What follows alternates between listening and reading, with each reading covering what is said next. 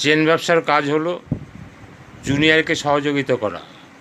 আপনি যে 10 জন নামিয়েছেন তারা যেটা পারছে না সেটা আপনি করে দিচ্ছেন সহযোগিতা। সবাইকে তো সহযোগিতা করতে হচ্ছে না, যে পারছে না তাকে। এবার 10 জন করে নামালো, 100 জন হলো, 100 জনে কাজ পারবে না তা নয়।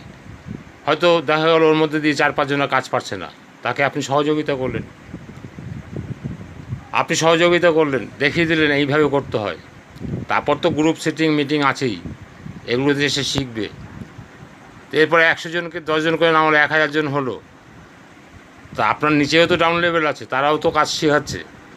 এবং আপনি বাছাই করে করে যেগুলো ভালো ভালো প্রোগ্রাম, মানে বড় বড় প্রোগ্রাম, ক্রিটিক্যাল প্রোগ্রাম, ওইগুলো আপনি করে দিলেন। তাহলে তো সেই জুনিয়রগুলো তৈরি হয়ে গেল। একটা সরকার যা পারে না আপনি সেটা পারেন। এটা দেশের কাজ, এটা দেশের মঙ্গলের কাজ।